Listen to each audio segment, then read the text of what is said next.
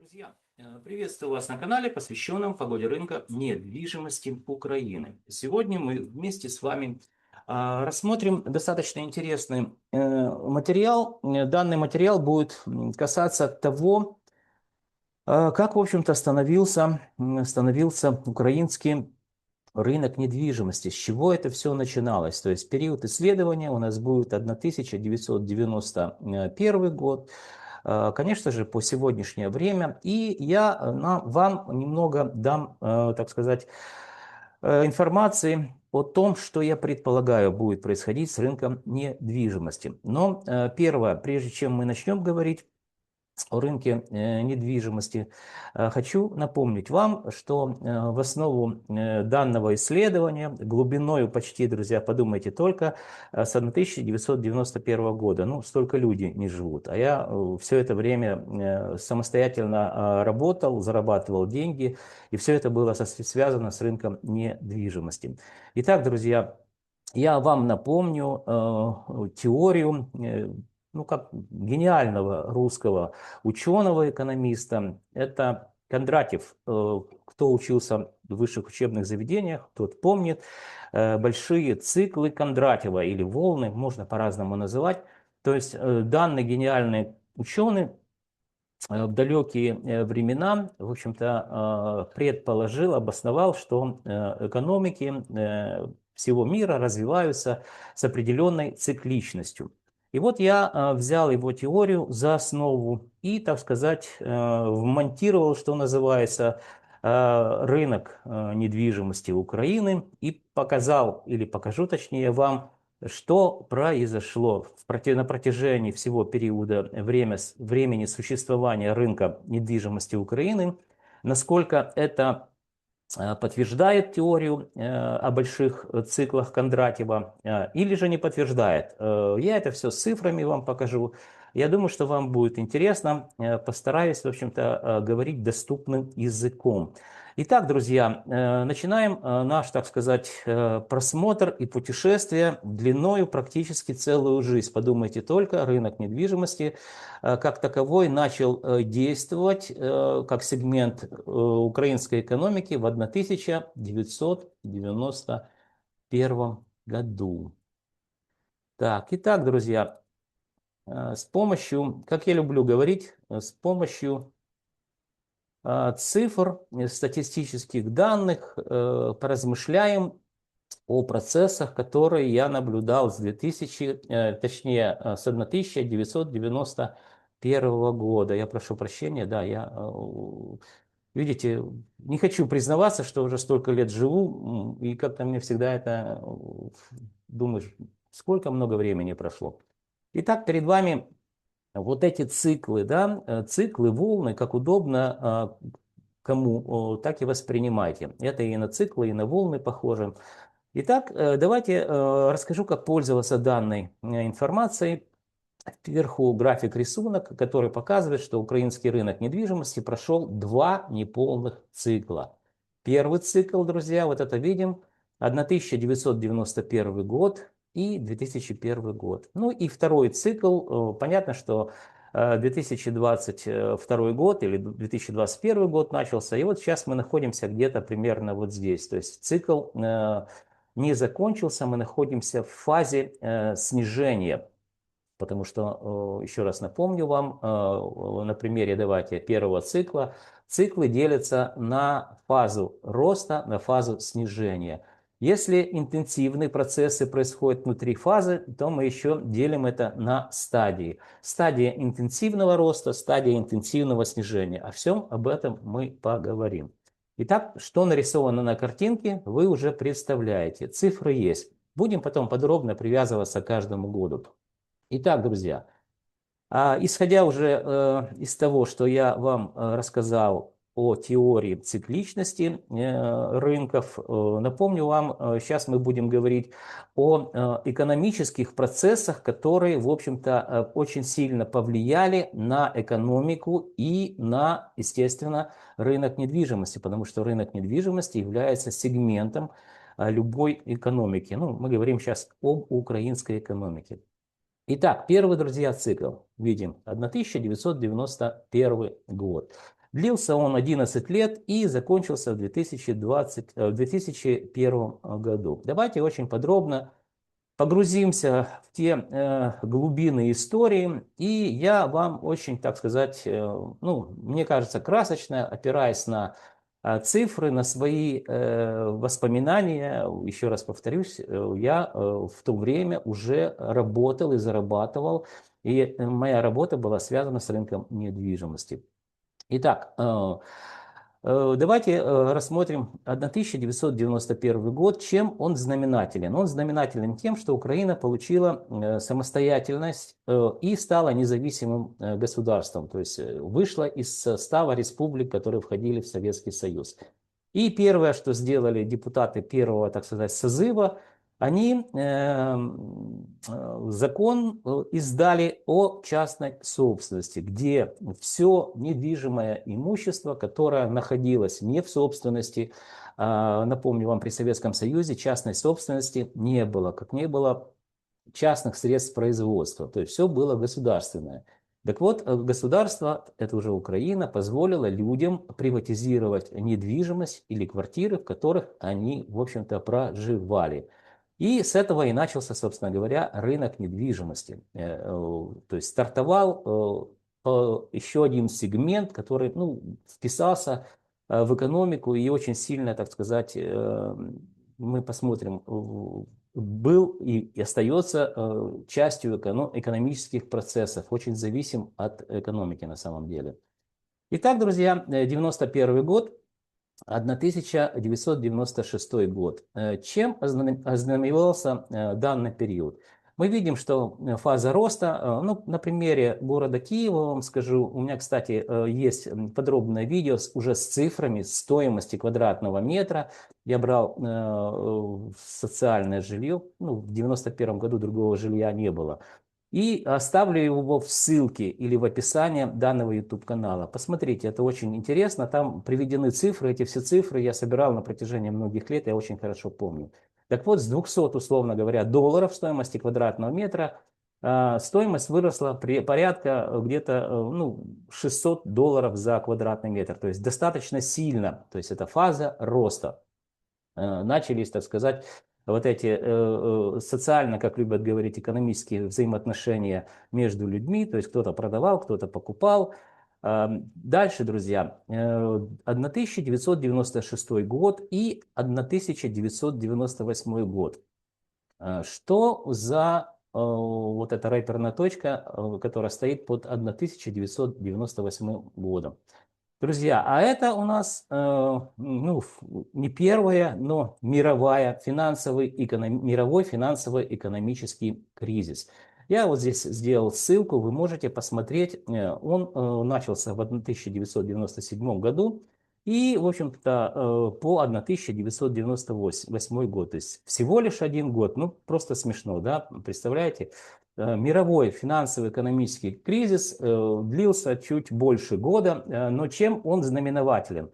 Это растущие экономики, азиатские тигры еще называли. Это, значит, началось с Таиланда, Сингапур, Тайвань и, по-моему, еще какое-то азиатское государство. Ну, не помню, можете посмотреть. Но экономики точно назывались тогда азиатские тигры. И что происходило в этих экономиках? Экономики росли за счет дешевых денег или кредитов, которые просто впитывали в себя данные экономики. То есть было очень много денег, которые не зарабатывали внутри данных стран, а это были заимствования внешние.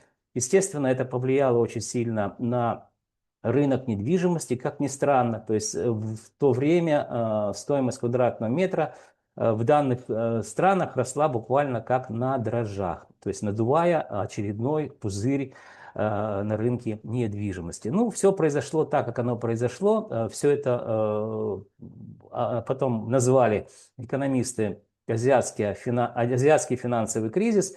И что, друзья, он потянул за собой дальше, смотрим, экономический кризис 1998 года, он потянул за собой, то есть, или последствия, которые мы увидели, это дефолт Российской Федерации.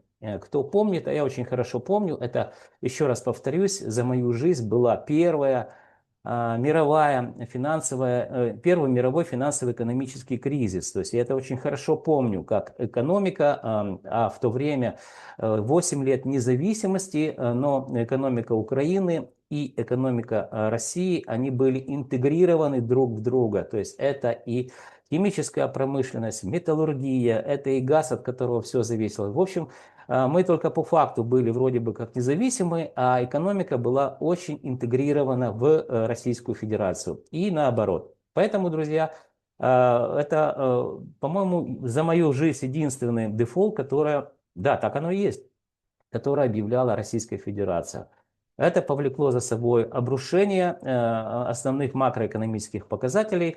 И, соответственно, так как мы были всего лишь 8 лет независимым государством, экономика Украины, друзья, что также рухнула вместе с теми процессами, которые отрицательными мы наблюдали в экономике России. И рынок недвижимости, как и вся экономика, перешли в фазу снижения. Опа, сейчас, одну секунду. Сейчас, одну секунду. Фаза снижения. Кризис данный в Украине, сейчас мы говорим о Украине, закончился, не закончился, а просто я поставил реперную точку 1999 год. При этом, при всем, давайте разберем вот эту часть фазы роста, фазы снижения.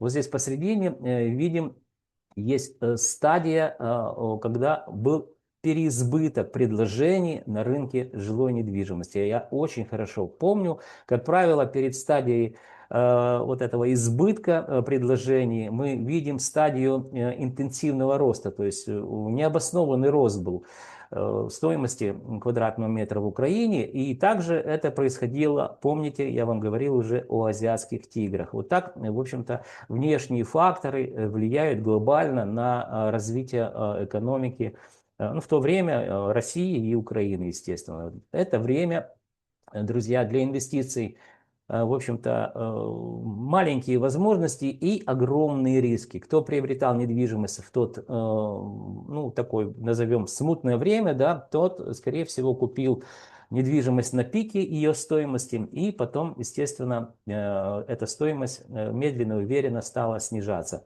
Итак, фаза снижения длилась с 1998 года по 2000 год. То есть все это время стоимость квадратного метра медленно и уверенно снижалась. И вот 2000 год – это стадия депрессивной стабилизации, когда рынок недвижимости стал восстанавливаться после этой стадии, переходить в фазу обновления или восстановления.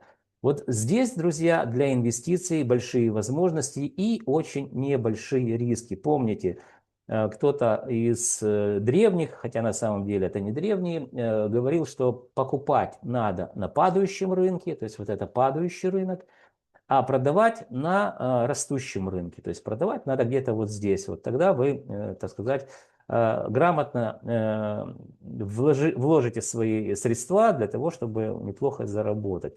Итак, переходим к 2001 году.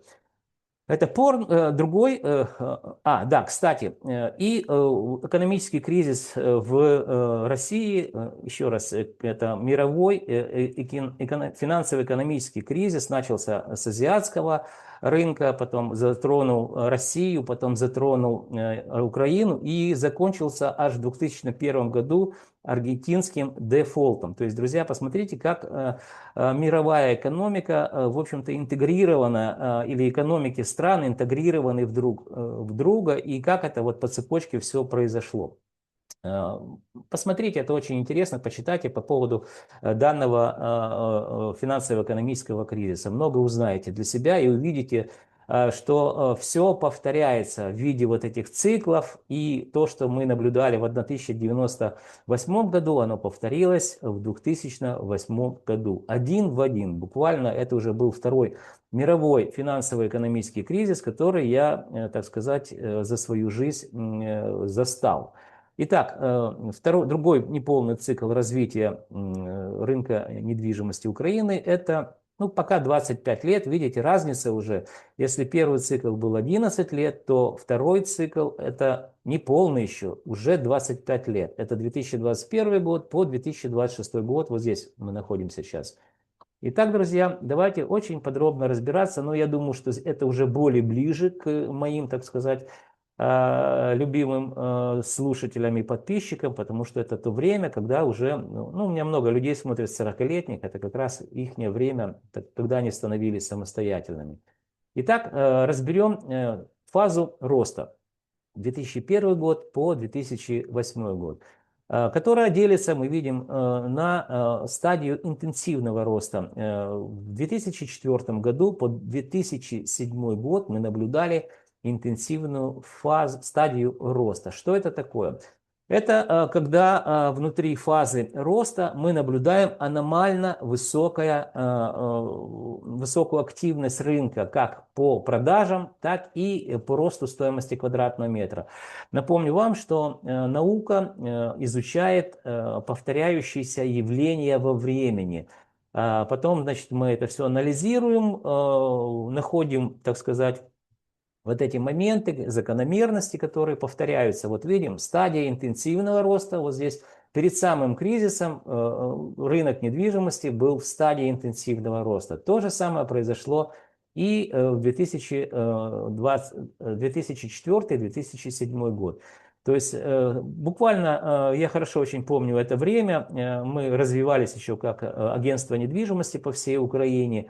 То есть у меня было порядка 10 офисов по всей Украине в крупных областных городах, центрах. И вот стоимость росла, ну, буквально, там, я не знаю, если кто еще ориентируется по тем временам, однокомнатная квартира на Борщеговке – это массив, ну, жилой массив на окраине, да, ближе к окружной дороге в городе Киеве, доходила стоимость до 120 тысяч долларов. То есть это было безумие, которое я наблюдал и фиксировал. Что произошло с 2007 по 2008 год? Рынок недвижимости, он, так сказать, находился в стадии избытка предложений на рынке недвижимости. И это выразилось, знаете, в чем? Это выразилось, он еще продолжал немножко подниматься по стоимости, причем это и коммерческая недвижимость росла, и жилая недвижимость росла. Первую свою научную работу в компании уважаемых мною людей, это профессор Валерий Александрович Воронин, это Владимир Николаевич Шалаев, это покойный Валера Голосюк, ну и так далее. Всех перечислять не буду.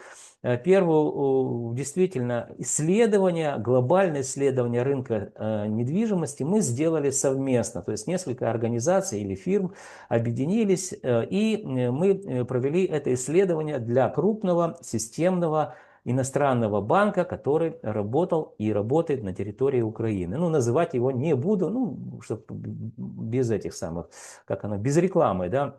Так вот, в 2007 году представители данного финансового учреждения начали бить тревогу. Это управление по рискам и риск-менеджменту стало понимать, что что-то происходит ненормальное, как в экономике, так, в общем-то, в экономике давно это наблюдалось, так и с рынком недвижимости. И они попросили, собственно говоря, и провести данное исследование, которое мы сделали. И знаете, друзья, что произошло? Мы увидели, что в 2007 год это был годом, когда, собственно говоря, медленно, уверенно, ну здесь я вам показываю общие как бы тренды и циклы, а уже в город Одесса, если по Украине говорить, мы начали в 2007 году видеть, как стоимость медленно и уверенно стала снижаться. То есть рынок был на пике, так сказать, безумия, которого он мог достичь. То есть покупательная способность была нулевая, кредиты при этом сумасшедшие финансовые учреждения раздавали всем ленивым, то есть ипотека просто, ну, я не знаю, кто тогда не попал в эту ситуацию, не взял кредит. У меня практически 100% всех друзей, включая меня, были закредитованы. Так вот, город Одесса первый показал нам, что что-то будет происходить. И мы тогда совершенно смело вместе с моими друзьями, коллегами говорили, что рынок недвижимости, как экономика, стоит на пороге грандиозного, друзья, шухера. Написано несколько книг на эту тему. Можете обратиться к компании «Увикон» Владимир Николаевич Шалаев. Я думаю, что у него еще остались, потому что заказывали много тогда. Мы социально активно были, ездили по конференциям, презентовали данные книги. Я думаю, что у него еще осталось что-то с тех далеких времен. Можете, ну, может, продаст или подарит просто. Ну, я просто говорю, где это можно найти. Было написано 2 или 3 книги, сейчас точно не помню. Дальше, друзья, 2008 год. Вспомним, что произошло в 2008 году. Опять уже вторая мировой финансово-экономический кризис, который, друзья, внимание, помните, я вам говорил про Сингапур, говорил про Таиланд, надувался пузырь на рынке недвижимости в силу того, что закредитованная экономика была. То же самое произошло в 2008 году. Посмотрите, какие закономерности и какие совпадения. И начался мировой экономический, финансово-экономический кризис, друзья. Вспомним с ипотечного кризиса, который, так сказать, как грянул, как гром, да, среди ясного неба. Надо же подумать, да, где Соединенные Штаты Америки, а где, собственно говоря, все остальное. Так вот, второй финансово-экономический кризис начался именно с ипотечного рынка в Соединенных Штатах Америки. Вы все это тоже помните, как и я. И с 2008 года по 2012 год, друзья, мы наблюдали стадию интенсивного снижения стоимости квадратного метра. Ну, стадия интенсивного снижения – это когда стоимость квадратного метра снижалась ровно так же, как она вот росла вот здесь в 2004-2007 году по 2012 год. Дальше, друзья, в 2012 и 2013 год. Здесь мы, ну, так, чтобы это, еще раз, это как бы глобальные циклы, да, я вам показывал. Здесь не видно на уровне микроциклов. Так вот, 2012 год и 2013 год ознаменовался тем, что мы увидели незначительный рост стоимости квадратного метра по всей Украине. То есть было такое впечатление, что экономика и рынок недвижимости восстанавливаются вместе с экономикой. И я говорил, что мы достигли, так сказать, стадии депрессивной стабилизации, и следующая это будет стадия восстановления рынка, то есть мы будем видеть, как будет расти. В то время мне приглашали практически раз в неделю на все крупные каналы, причем центральные каналы, украинские каналы я имею в виду. Итак, друзья, вспоминаем, что произошло в 2013 год. А 2013 год, друзья, началась война на востоке Украины. Этому предшествовала аннексия Крыма, помните все это, да? И вот экономика вместе с рынком недвижимости, ну, в воюющей стране, что вы хотите. Хотя с 2013 года война на восточной части Украины, но скажу вам, что жители Украины не замечали этой войны. Закрывали глаза и делали вид, что ничего не происходит. Да. Хотя там убивали людей, разносили нафиг инфраструктуру, разваливали дома, бомбили и все остальное. Но как бы все это считалось нормально. Война, вроде бы война, у нас все тихо. Так вот, рынок недвижимости вместе с экономикой покатился опять в пропасть. То есть фаза снижения продолжилась в виде стадии интенсивного снижения. И мы наблюдали, в общем-то, снижение достаточно ну, интенсивное стоимости квадратного метра. И 2019 год, друзья, что произошло? Вот удивительная вещь, я ее отметил здесь, посмотрите. Опять световой экономический кризис, который был вызван COVID-19, ну, 2019. Многие уже не помнят, но в те лихие времена, вот посмотрите, 3 уже мировых экономических кризиса. Ну, 3 за свою историю и за историю рынка недвижимости, экономики Украины. Я все это видел. Так вот, 2019 год, мы все предполагали, что рынок свалится, ну, то есть понятно, что все сидят дома, выходить на улицу нельзя. Но, как ни странно, здесь просто вы не видите вот этих микроциклов, которые 19 год по 2022 год, вот как и в 12-13, если нарисовать вот здесь такие микроциклы, мы увидим всплеск роста стоимости и активности на рынке недвижимости Украины.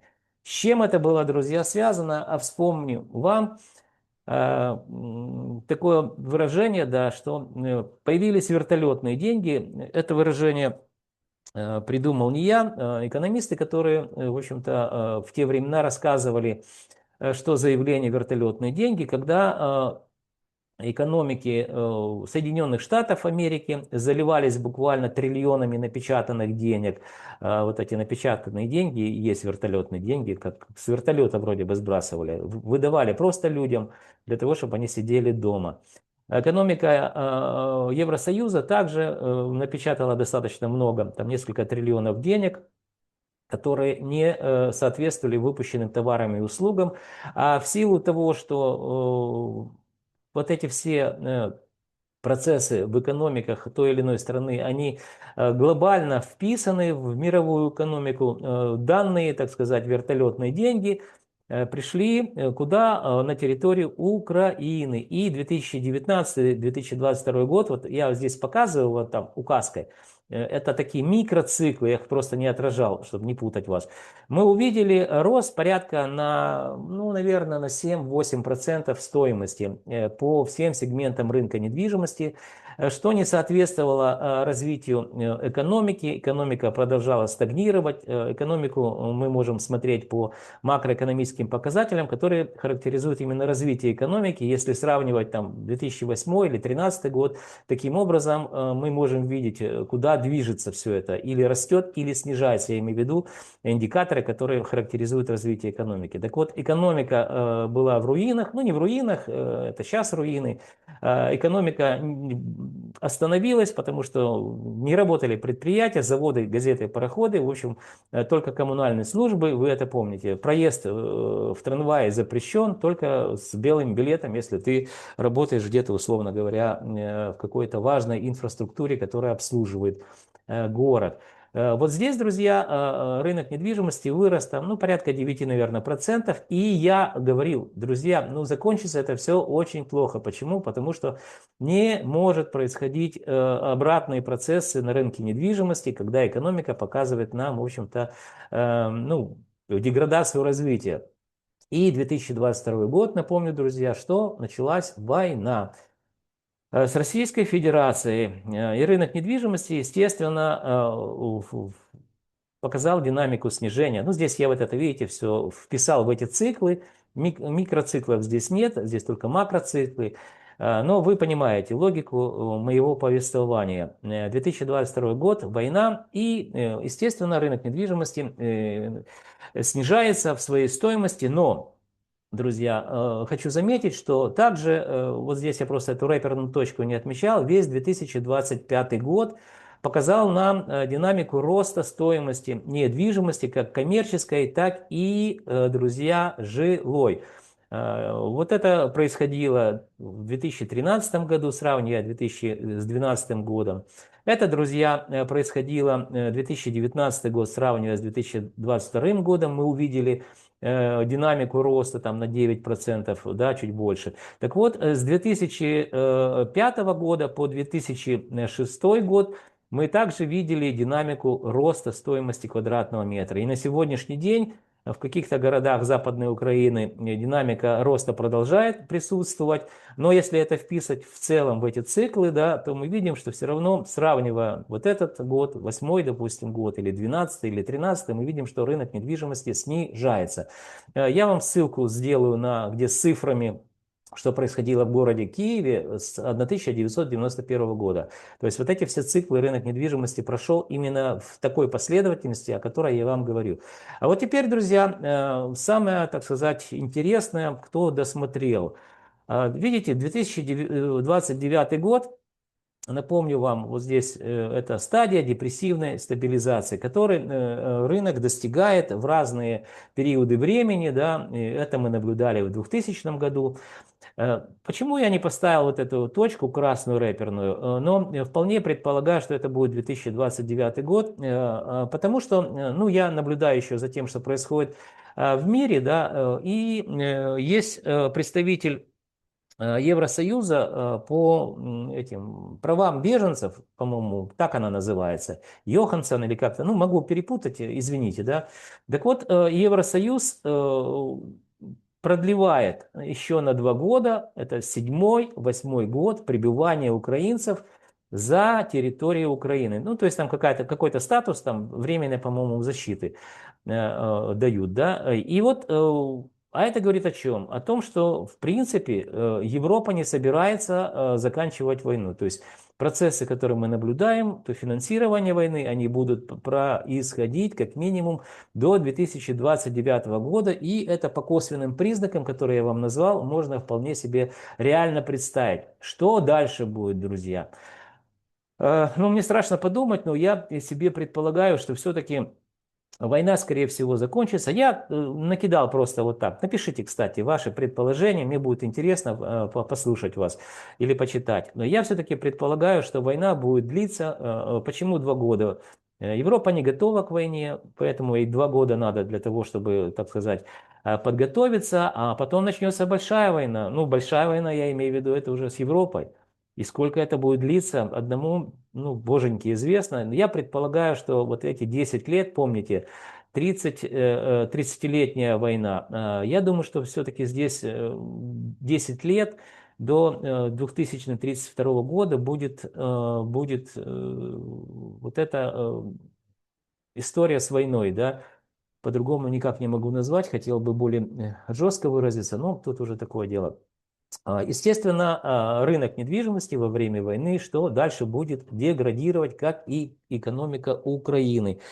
Ну вот давайте посмотрим, кстати, по поводу 2029 года, найдите вот ровно такой же слайд. Я каждый год рассказываю вам, что происходит. И вот вы увидите эту цифру. Еще до войны я говорил, что вот это будет происходить до 2028 года. Здесь я сделал поправочку. Это вы можете найти в открытом доступе, все есть. Теперь я склонен говорить, что война будет продолжаться до 2032 года. Соответственно, что, друзья, говорить о росте стоимости квадратного метра не приходится. Хотя в привязке именно к Украине, еще один слайд, давайте посмотрим. Тут уже конкретные цифры, которые ровно будут вам повторять вот эти циклы, фазы и стадии. Переходим к следующему слайду, друзья. Давайте. Кстати, эта информация буквально недавно появилась.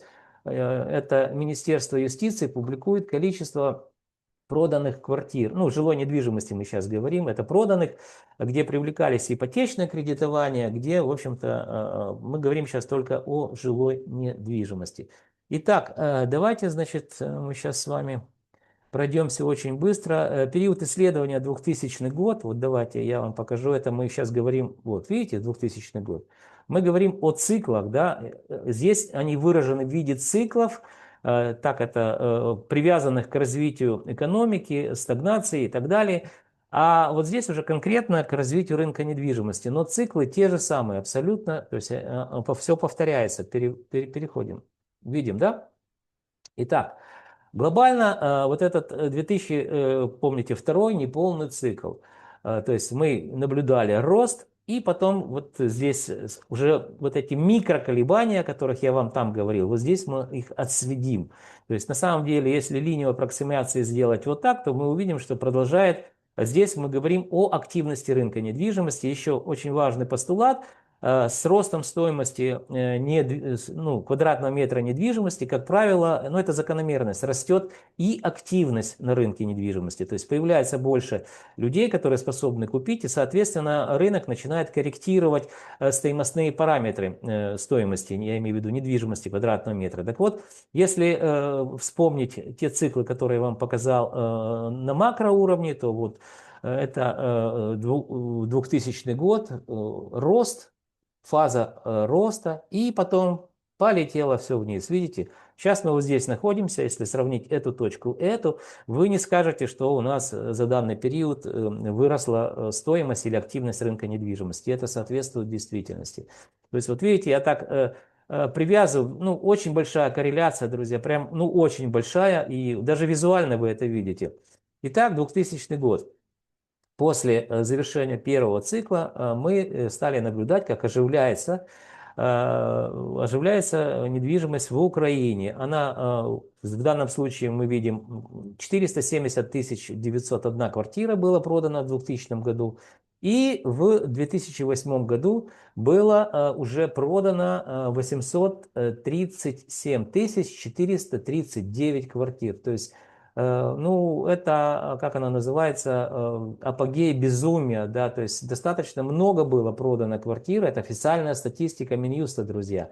Вы можете найти на их сайте это все. Ну, я, не в таком варианте, понятно, что это я обработал. Так вот, помните, 2007 год мы увидели незначительное снижение, и банки забили тревогу, и мы начали заниматься исследованиями рынка недвижимости именно с этого 2007 года. Потом незначительный рост, и потом что, друзья, напоминаю, 2008 год – это мировой финансово-экономический кризис, что активность полетела вниз вместе со стоимостью, то есть рынок недвижимости стал деградировать, то есть по стоимостным показателям, и снижаться активность. Дальше, друзья, я вам напоминал а это очень хорошо видно, вот эти микроциклы, которые не были отражены в макроциклах, которые мы смотрели, эти волны Кондратьева или циклы. Так вот, 11, 12, 13 год на самом деле мы наблюдали рост стоимости, и я о нем вам напоминал.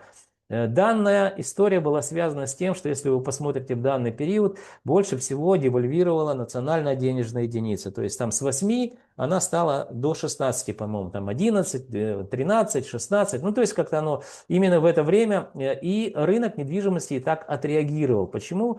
То есть люди просто банально покупали, если были деньги, то есть меняли на доллары, и за доллары мы говорим сейчас о вторичном рынке.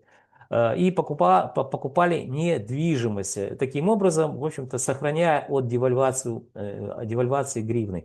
Именно с этим связано, друзья, ну, помониторьте, посмотрите, что в те лихие времена происходило. И вот то, друзья, опять, внимание, 13 год, я вам говорил, что это начало войны на востоке Украины, значит, Крым не наш уже, и мы видим, что рынок недвижимости, соответственно, отреагировал.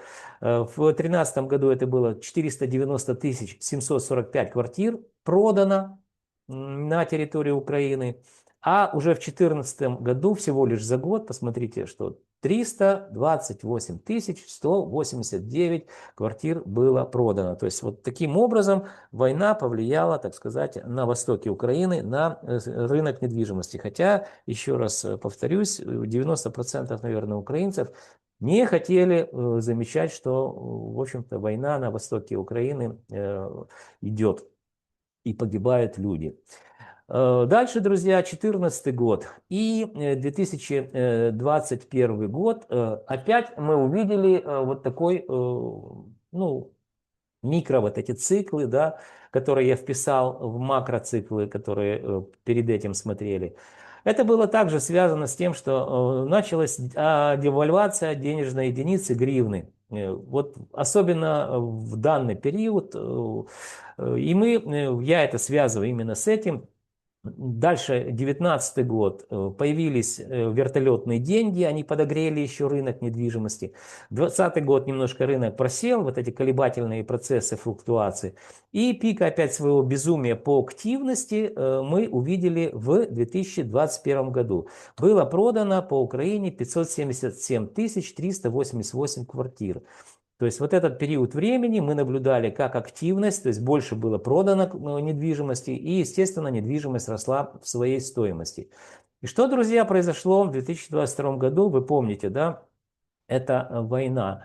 Война, и вот тут рынок недвижимости с 577 тысяч 388 квартир, довоенный период, первый год войны это 1807, нет, 187 тысяч 439 квартир было в 2022 году, так сказать, продано и куплено. Потом мы в 2023 год увидели, что это 216 тысяч квартир, было немножко рост вверх, потом мы опять увидели в 2024 году 190 тысяч квартир куплено, ну и свежая информация за 2025 год было куплено 217 222 квартиры. То есть рынок недвижимости сократился в 2 раза по своей, так сказать, активности, в 2 раза меньше стало людей покупать и продавать. И на протяжении 4 лет войны вот эти топтания на одном месте. Чуть выше видим, да, но немножко чуть ниже. Сейчас чуть выше, опять чуть ниже. То есть теперь мы, друзья, давайте я очень кратко проговорю, просто буквально проговорю. 217 222 квартиры было в 2025 году, так сказать, продано. При этом, сравнивая 2024 год, мы видим не только по активности больше было продано, но и стоимость квадратного метра, друзья, росла. В целом по Украине это где-то порядка на 6% выросла. В целом по Украине, еще раз говорю. Мы сейчас говорим об общих показателях состояния рынка недвижимости по Украине. Так вот, я задаю вопрос моим друзьям.